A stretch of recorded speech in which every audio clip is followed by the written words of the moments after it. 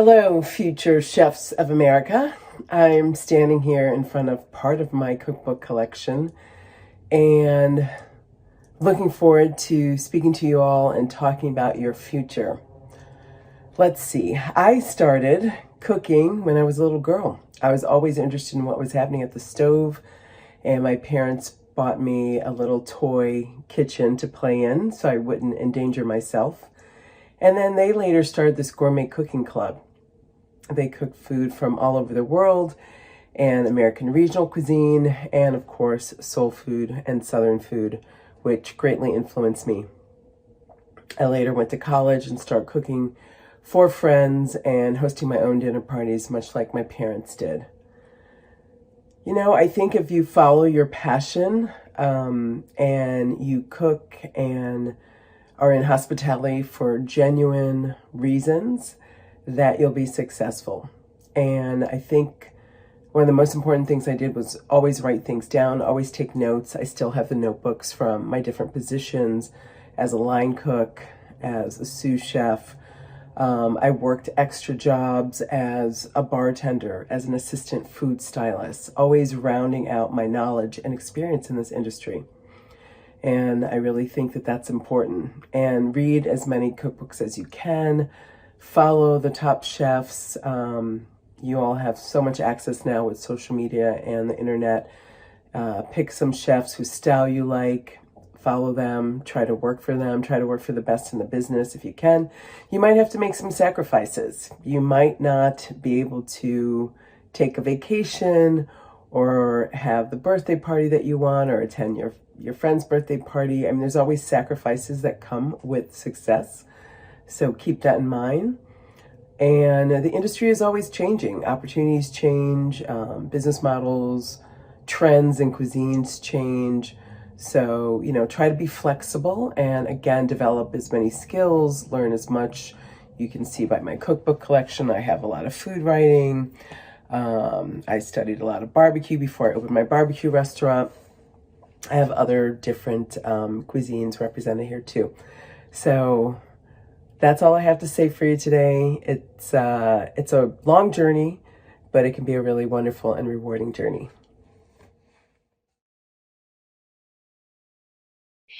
Thank you very much for kicking us off, Chef Tanya Holland. Welcome to ACF Chefs Forum. We're excited to have experts here with information just for you, the leaders and future leaders of the food service industry. It's not easy owning a restaurant, cafe, or food business, but for many of you, it's your calling. The reality is that chefs and owners face many challenges, from rising food costs, finding and retaining quality staff, and growing operational costs. And in this field, you must not only be passionate, but prepared. Today, we'll tackle your questions and look forward to the insights of those who have been there before, for those of you who are looking to start a food business. I'm Jackie Pressinger, American Culinary Federation's Director of Strategic Partnerships and the ACF Young Chefs Club Staff Liaison. I'm delighted to welcome you to a very special session on culinary entrepreneurship. Today, we'll be taking questions for our featured guests live during the webinar as we are able. Please use the chat function to collaborate with other chefs and students tuning in, and the Q&A function to ask questions to our panelists. All right, so let's get that discussion going in the chat. Please let us know where you're tuning in from today. And you are in for a treat. We have an amazing panel that we will get to know right away, who will be sharing information from us from across the globe. So joining us today from the CIA Greystone, Chef Daniel, could you please introduce yourself to those who are tuning in? Hello, everybody. My name is Chef Daniel Kedan, and I have been a restaurant owner. I just recently closed my restaurant, but I was a restaurant owner for about 9 years. It was a true farm-to-table restaurant in Sonoma County, California, called Backyard. Previously to that, I worked in a bunch of different restaurants throughout Northern California and grew up on the East Coast. And just like many others on this panel, and every job that I've had since I was 17 years old has been in one kitchen or another. And now I get the honor and privilege to be part of the faculty here at Greystone, part of the Culinary Institute of America out here in Northern California in Napa Valley. And it's a pleasure to be on this panel and look forward to answering some great questions. Well, thank you, Chef. We're honored to have you here. And Chef Almir, would you please introduce yourself, please?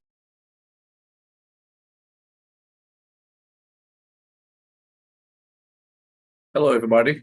I'm Chef Almir da Fonseca. I'm originally from Brazil. I opened my first restaurant in '91, which was a Creekside restaurant. I've been an executive chef from large restaurants to small restaurants. And in '91, when I opened my Creekside restaurant, and I opened also my catering company, which is Flavor Source Font Sabor, which now we operate out of this studio that I'm meeting you in regards to consulting and product development for the Brazilian market outside Brazil. So I am a culinary arts professor at the CIA Greystone campus, along with Chef Daniel. And I have been executive chef from small restaurants to large hotels and a restaurant group that we had the pleasure to open 18 restaurants in Latin America. We opened restaurants in Mexico and Guatemala, El Salvador, all the way to Brazil. So I am looking forward to, chatting with you and participating, and it's a pleasure to be here and share the little bit that I gained over the 4 decades as a chef in the industry. Thank you. Well, thank you, Chef. We're thrilled to have you here. And joining us all the way from Mexico, Regina, would you please introduce yourself? Hi, welcome everybody. My name is Regina. I'm owner of Tamales Madre, a very small restaurant in Mexico City. We opened up in 2019, and I wasn't in the food industry before that.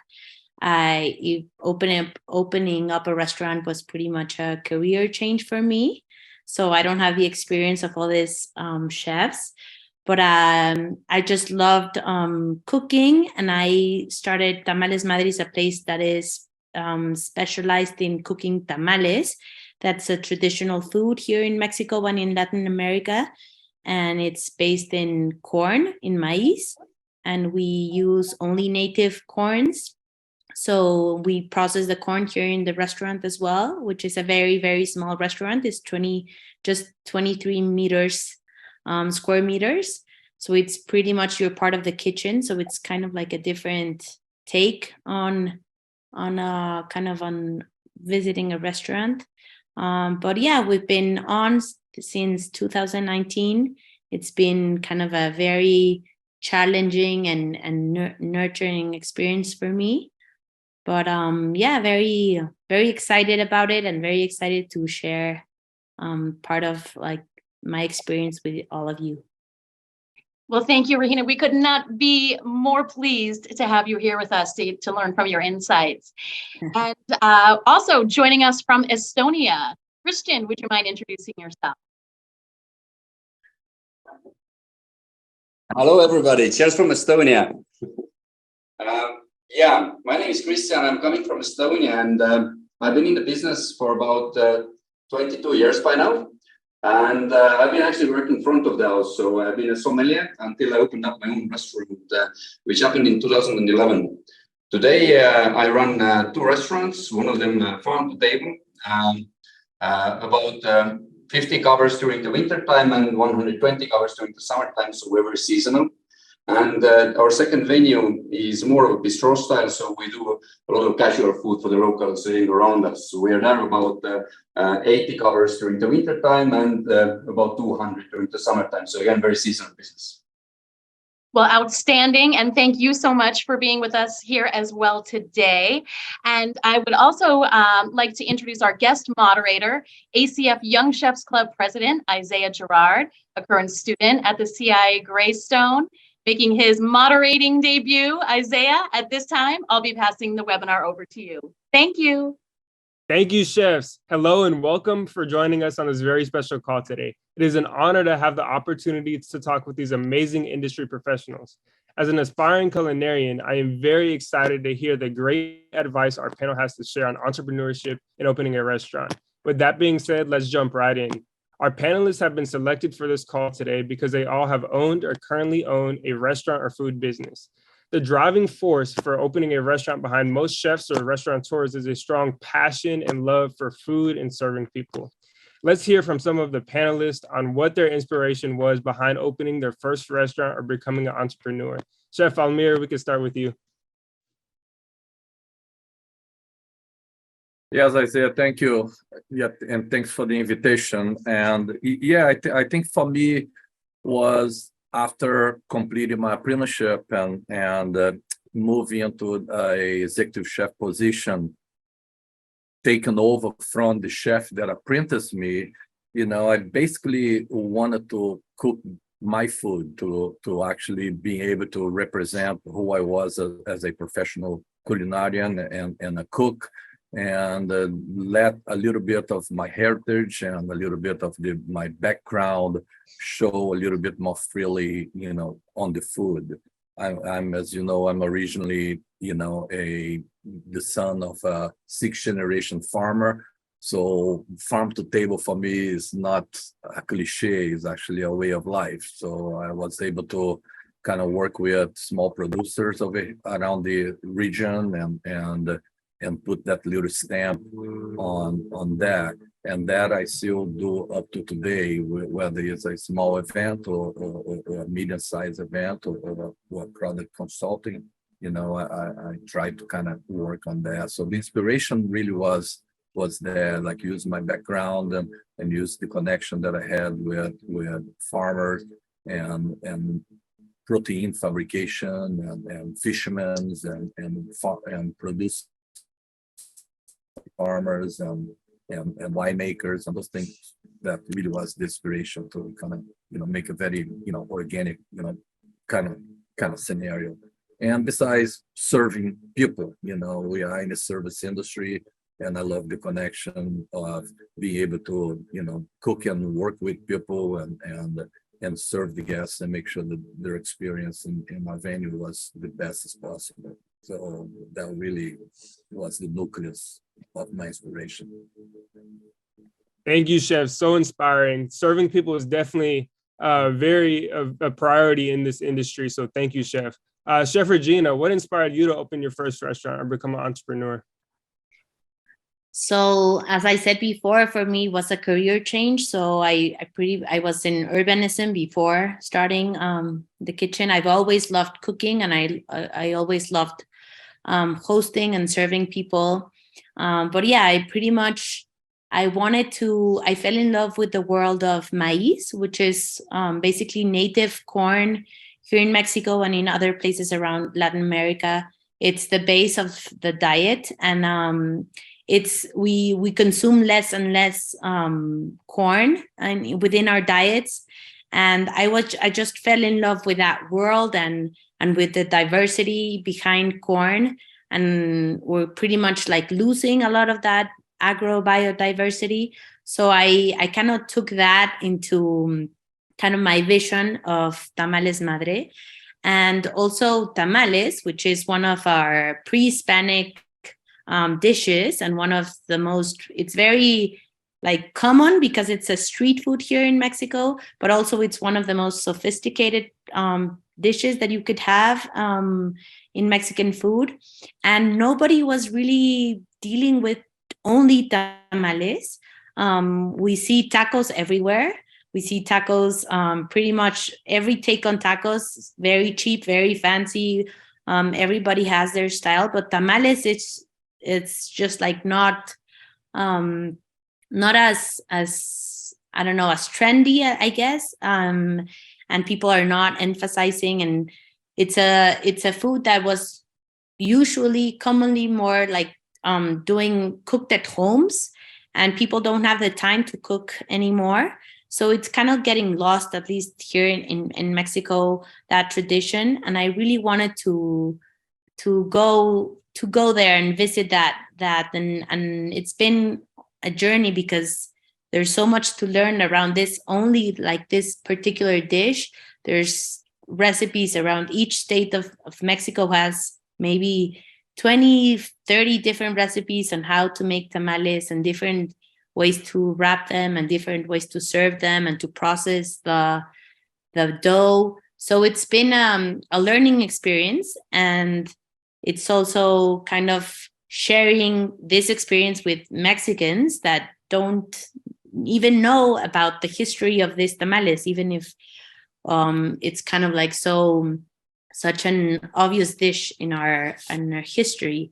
So I just got very excited about my own idea, and then started sharing it, and people kind of got it as well. So I guess that was it for me.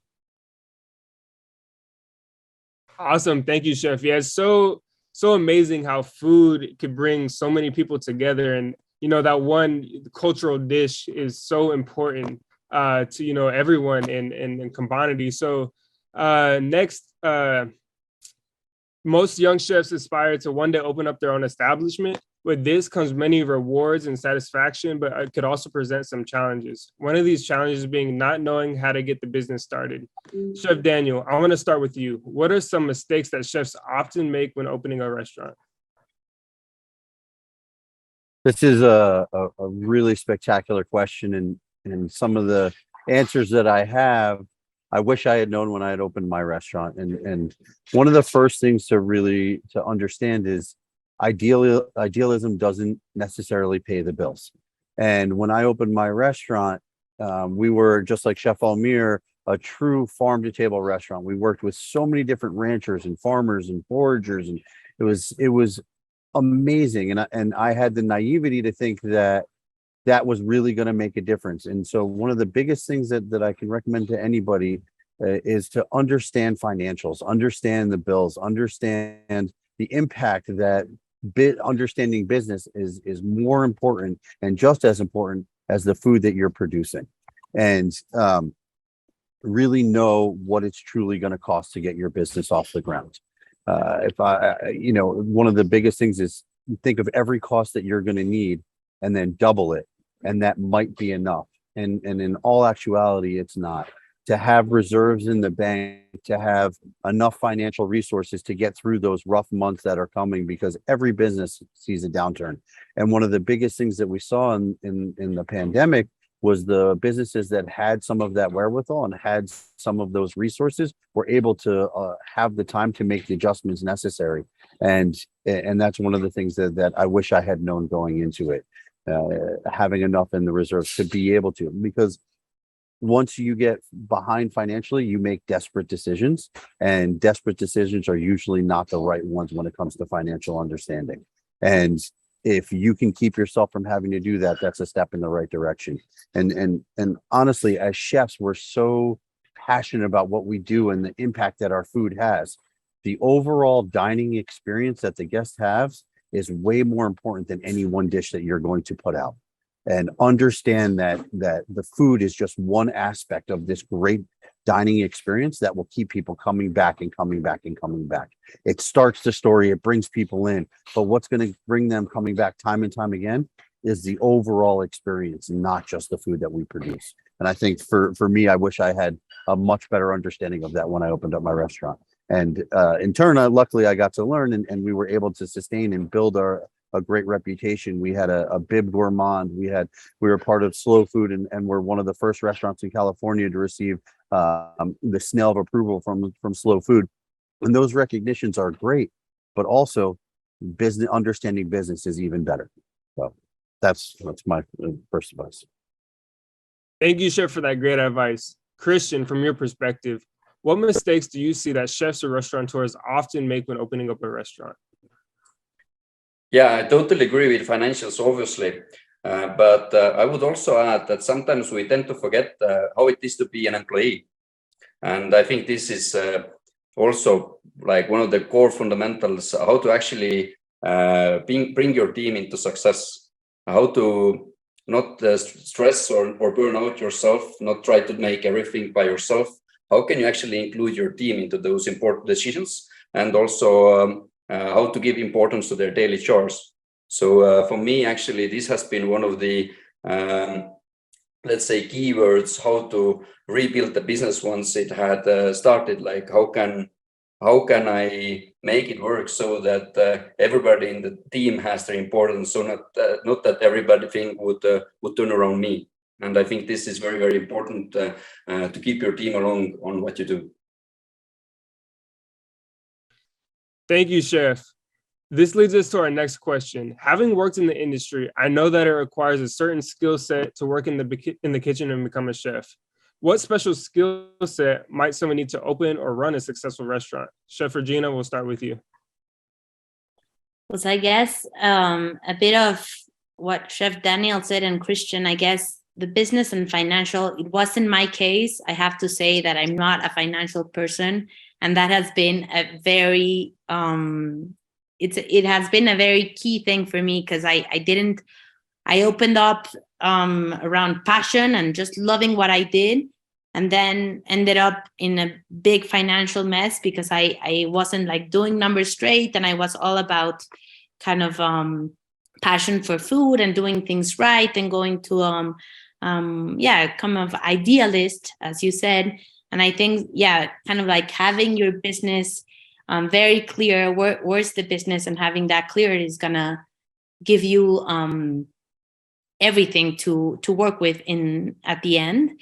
And then also, I think being a good leader is also a very, very important thing. My team, for me, has been the most valuable asset in the restaurant, for sure. We're a small team. We're only 4 people in the team. So it's basically all of us do everything. We're all chefs. We all do events. We all like pay the bills. We do everything together. But that has been a very, very important to keep everybody motivated, to have in times like the pandemic as well, like having everybody has families, everybody has issues, everybody has personal lives, and kind of trying to make time for like a good environment for everybody. I think that's a very important thing. And sometimes the restaurant business can be very tough on people's times and schedules. And I think just building from the beginning, that understanding that every person is a person and everybody has other things that on their minds and everything, I think that has been very important for me. So being, I guess, definitely understanding financials, your business, and after that, just being a good leader and putting your heart into it, I guess. But I think that's it. Thank you, Chef. Leadership is super important, definitely in the restaurant industry in general. Great chefs, great leaders create great icons and inspire others. So thank you so much. Chef Omir, from your perspective on skill set someone might need to open and run a successful restaurant. Well, for me I think Daniel and Regina and Christian, cover a little bit, but clarity, make sure that you have a philosophy, you have a plan, you have a clear idea how you want to run your restaurant. Make sure that your crew is involved in the decision-making process, whether you're developing a dish, developing a menu. Don't be so attached to a specific dish. Make sure that that dish is producing for you, and if it needs that to be reworked, to rework it. So have a strategy and be flexible to pivot and to adjust when the business requests that you do so. The other thing is really understand purchasing and storing and processing the product so you can maximize gain and minimize loss.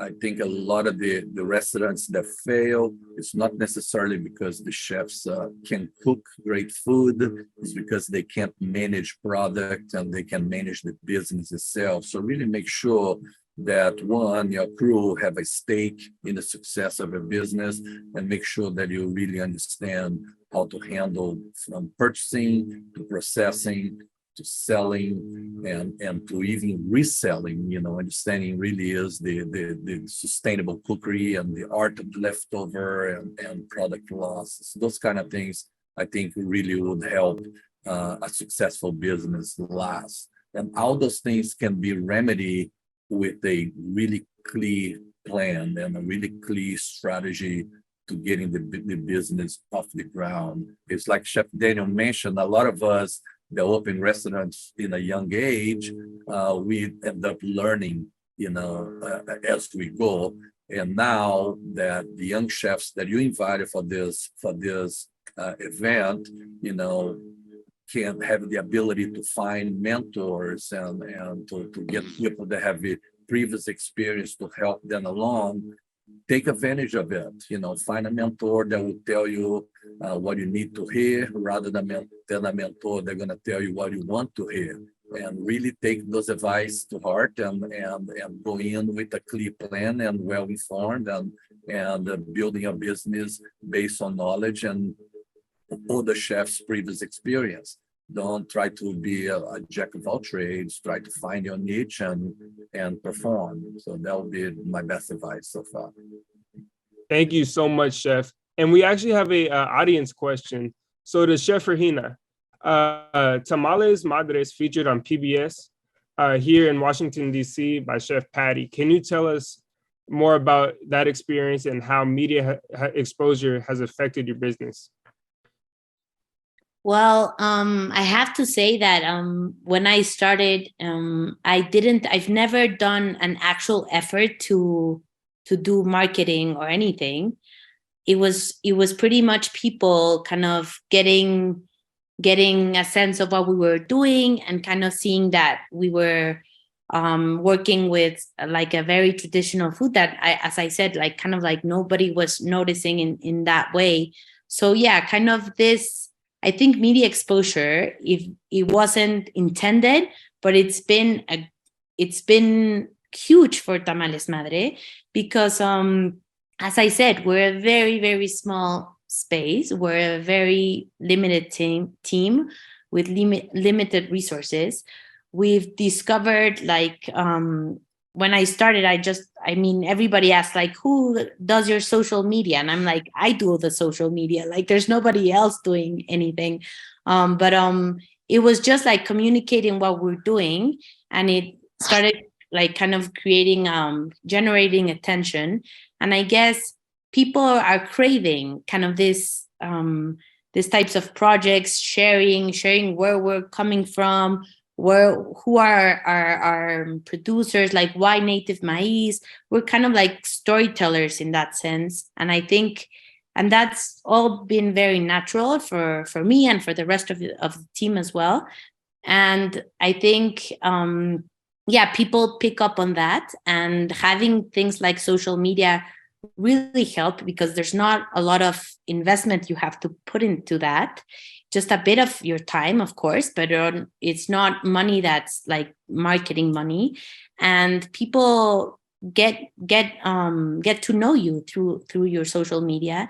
And so yeah, it's been very important for us. We've been featured in magazines, in like, I don't know, like influencers and people that visit Tamales Madre and share their experience, and that pretty much has given us everything. So we kind of the people that come to Tamales Madre usually kind of hear from mouth to mouth through social media, and that's been huge for our growth and the positioning of kind of the tamales and the story we're trying to create around native maize.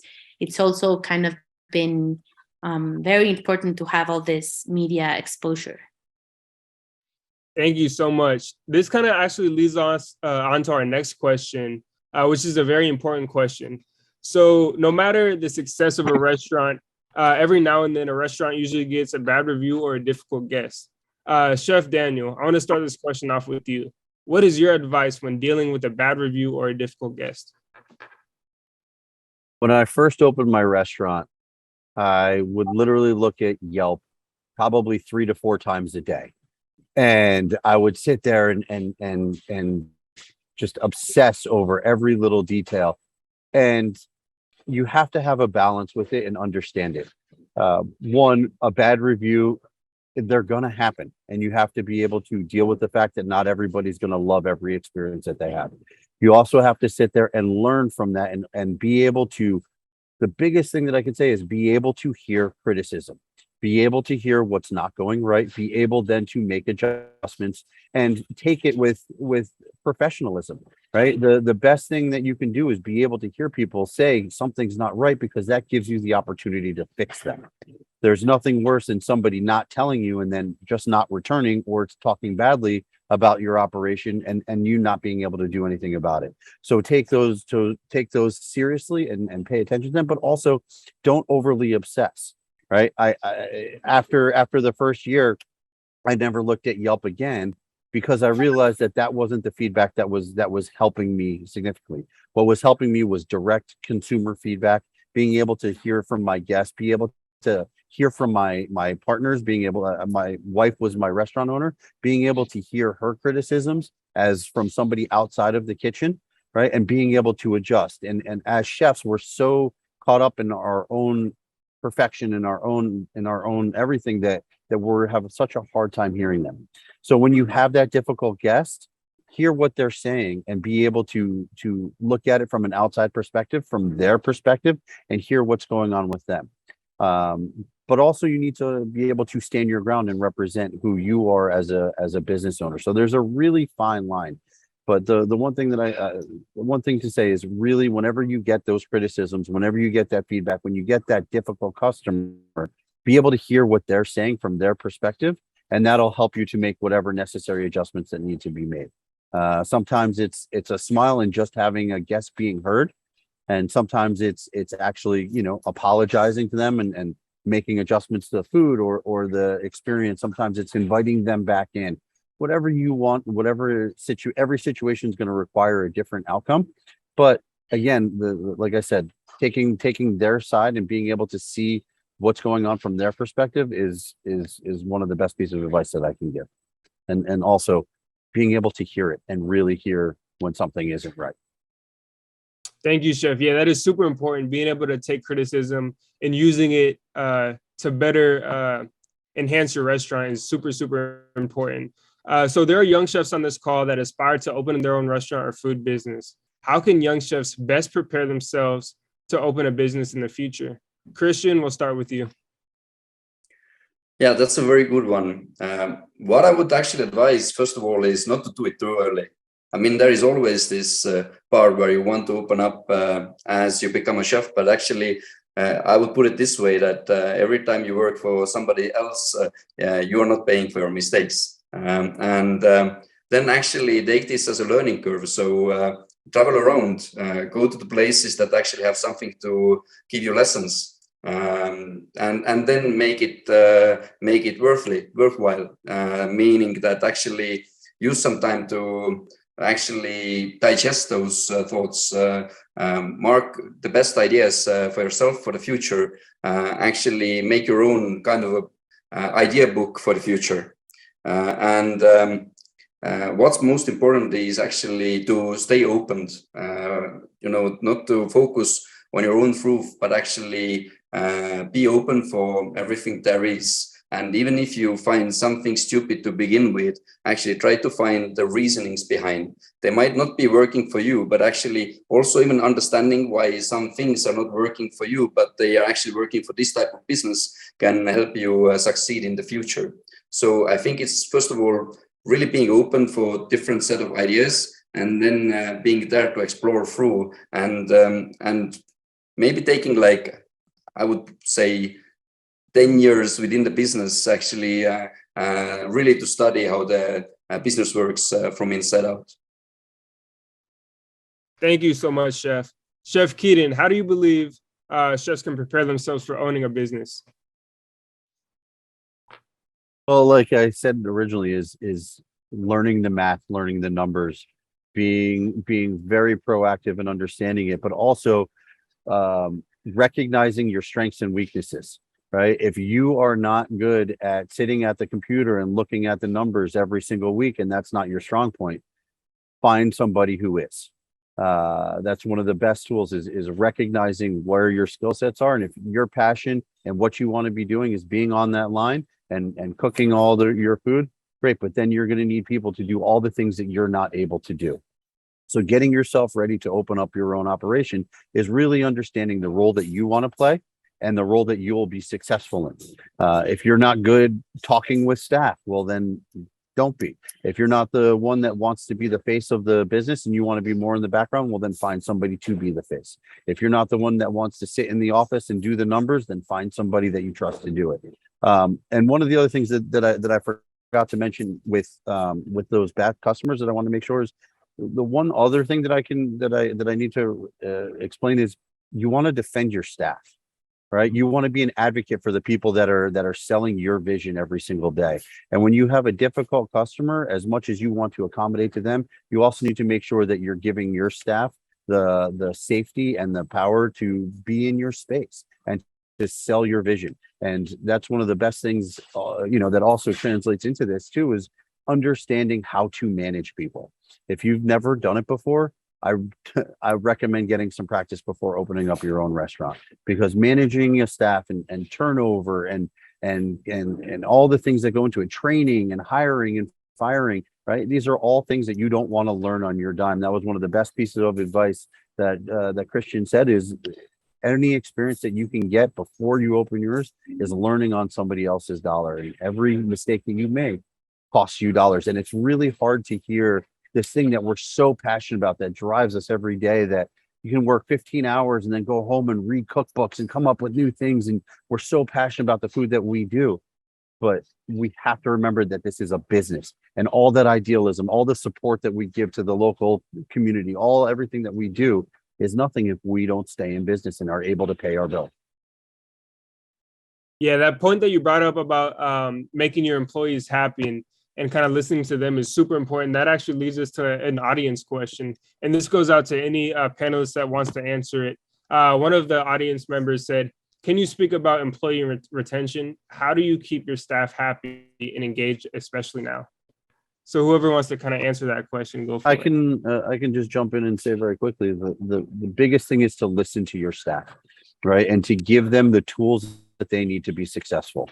If they're scrambling, if they're not feeling protected, if they're not feeling safe, if they're not feeling heard, in this day and age, you're going to have a lot of turnover. There's so many opportunities and so much there that you have to give your staff the ability to be heard, and also be willing to make adjustments on their behalf, because they're your representation.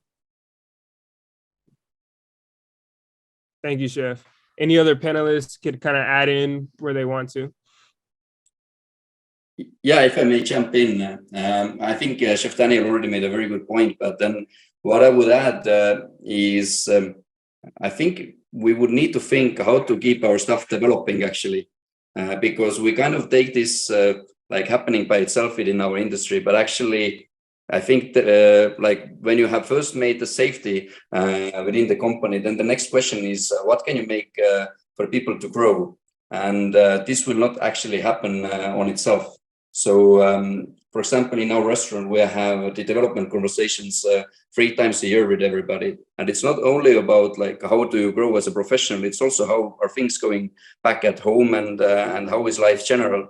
And it is not happening in, it's just irregularly, but we set times for that so that we're both ready for that conversation. And we also then make the next steps together in order to benefit for the growth. And also, obviously, it's then important to understand that you cannot push for the growth at all times, but it is the manager that should notice if somebody is left aside to help that person to grow to a new heights. Because if we don't do that, we will see this person soon, looking for new opportunities in a new restaurant. Thank you so much, Christian. So our next question, owning a restaurant, there's so many responsibilities that go into it. And I can imagine it was so different than just working on the line. So Chef Regina, can you kind of walk us through a day in the life of owning a restaurant? Yes, of course. So I don't know if it looks like this for anybody else here, but for me, it's kind of an early start every day. 5:30 a.m. I'm up. I own Tamales Madre, but I also have 3 kids, small. So it's kind of I try to manage the day on getting like the family up and running. And then it takes me pretty much most of a big part of the morning to get kind of like computer work off. So I do payments. I talk to our kind of like our producers, our providers. I don't know, like computer work is, I'm very amazed on how much time it can get out of your day.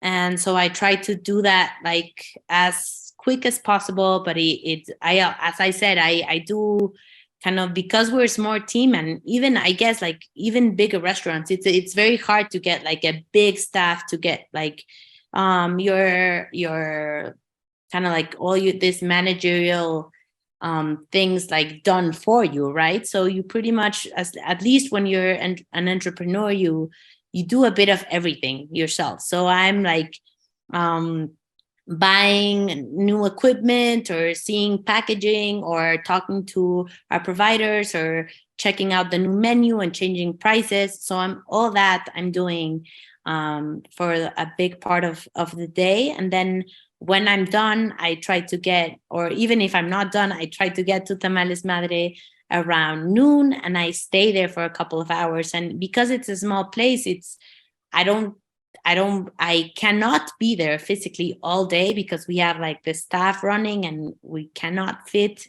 all the people inside. So I'm there, I talk with the chefs, I talk with the staff, I talk to everybody. I love, what I enjoy the most is being with the customers. And we have kind of like a kitchen scenario that where we're cooking, the people sit down. So I try as much as I can to be there, and to when I'm there, I try to really be there. And so I'm sitting on the other side of the table watching like the gestures of the people that are coming in. People tend to talk a lot and ask about what we're doing, because it kind of like the environment sets like is set that way. So that's, I feel, one of the parts of the job that I enjoy the most. And also like talking to the staff as well, what's going on. And then we close. So we have a schedule that runs from 8 a.m. to 6 p.m. So, and after 6, we started doing special events. So we do cooking classes or private dinners, because the place only fits 6 people inside. So private dinners work very well, and as much as cooking classes. So if we have any of those events going on, I stay in the restaurant. If not, I tend to go back home and be with my family.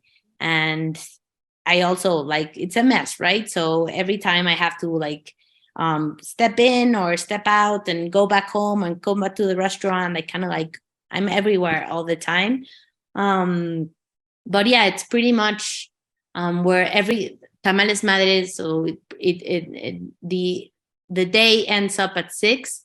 We have different people coming in, sometimes like producing or having special events at night. But it's pretty much like that. Sometimes if we do have special event, we'll be closing up at around 10 o'clock and starting fresh at 7 again, opening up at 8. And yeah, but for me, I guess every day looks a bit different. I try to mix and match all the things that have to be done during the day. But as I said, thanks to the staff the team that I have, we've been growing and now opening all week, so every day. So it's kind of an adventure every day, but it works. Thank you so much, Chef. That is such an eventful day as a restaurant owner, I could imagine. So we have another question from the audience to any chef that wants to answer. Is a current restaurant owner who is thinking about selling his or her restaurant. So they want to kind of know what made you choose to walk away from the restaurant? What was that reason you decided to close a restaurant? If any of you guys, I know Chef Daniel closed one And how's the transition process into your next career move? For me, I had already known. I was really fortunate in that I always knew what I wanted my end result to be, and that was to be part of the faculty here.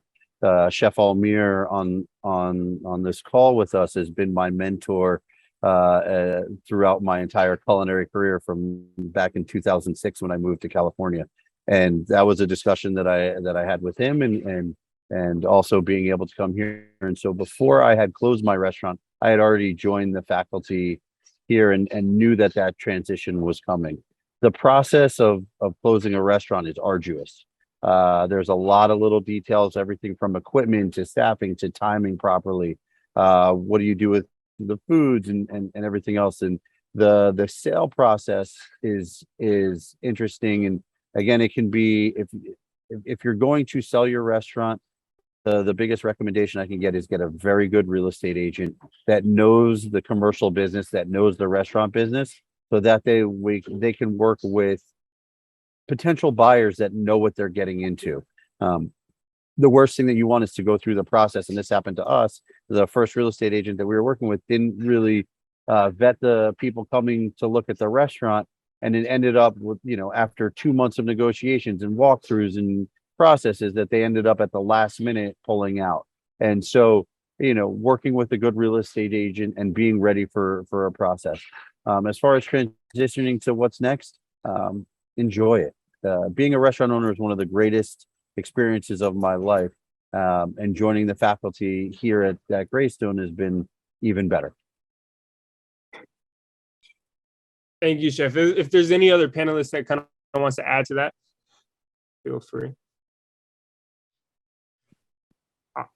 Well, for me, selling the restaurant, was a little bit of a different experience, because I sold Creekside to actual customer. I had a customer that was a regular customer in a restaurant and was an investor, and he approached us and wanted to invest in a restaurant, and I never been very good with too many partners. So my wife came into the kitchen and said, "Hey, we have somebody that is a restaurant investor, wants to invest on a restaurant." And I said, "Well, if you want to invest 100%, I'll work for you as an executive chef until you find your next chef." So the transition was very simple, but I basically, was looking for other opportunities. I thought that I got as far as I could on that actual facility, and I want to kind of move on and continue to grow. I'm a big believer, as what many of the chefs in this call said, owning a restaurant and being a chef, and it's a continual learning experience. So I thought that, I got as far as I could on that facility, and that was a good opportunity to get out with a good amount of success, with a great reputation, and getting our investment back so I could apply to the next experience. So for anybody, in this event that are watching this, that wants to perhaps sell a restaurant, really, try not to do hastily, try to, do carefully. And what Daniel said, try to find the people that are going to perform the best job for you, whether it's marketing your place or selling your place, but try to make sure that you do very carefully, that you do have a plan, that you're going to use all the experience that you gain in your restaurant to also sell yourself into your next venture. Those things is a building block. So you want to make sure that all that time and stress and experience and is not lost. That cannot be like a single part of your professional life. That gotta be a building block for your professional life. So really, you spend a little time and come up with the best strategy to get out. I often say that, and Isaiah, you will be my student, and you remember that I always have the same thought process. Have a good entering strategy, but have an even better exiting strategy. So I think that is really thing. And then the other 4 things that I take to heart from Jacques Apri and Giselle Isidori, that were my teachers and my mentors, is listen, try to source the best information that you can, try to understand and break down completely how the process works, and then really kind of try to execute point by point very carefully. So try not to get lost into the mumbo jumbo and the need to get out and those kind of things, because that's when you make mistakes. That's when you're gonna get down the line, you're gonna regret, oh, I should have done this, I should do this. So take your time, have a strategy, try to source the best partners that you can to help you through the process, and then make the best decision you can. That would be something that I would say.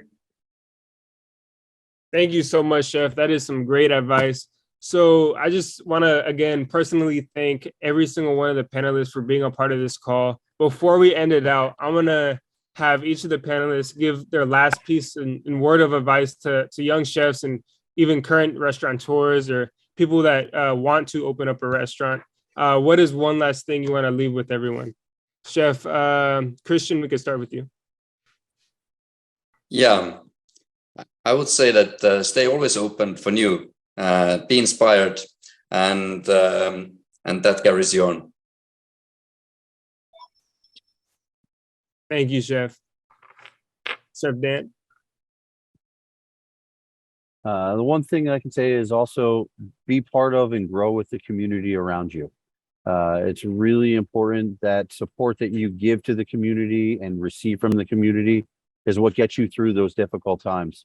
And we saw that so much during the pandemic. In my restaurant, we were able to shift and start working with 2 organizations that we were providing thousands of meals a week for a budgeted cost, and we're able to really make it through and bring back all of our employees within 2 months and bring everything open and keep the restaurant going. And actually we're, and with that community support, because we supported that community so much, they were there for us through thick and thin. And even today, still getting calls from the community a year plus later after closing the restaurant, that where are you? What are you doing? And it just opens up so much opportunity that your best marketing, your best word of mouth is that community around you. So, and enjoy it, enjoy the ride, and enjoy the process, enjoy the minutia, because it's going to be challenging and there's going to be good days and bad days, but overall it really can be one of the most amazing experiences around.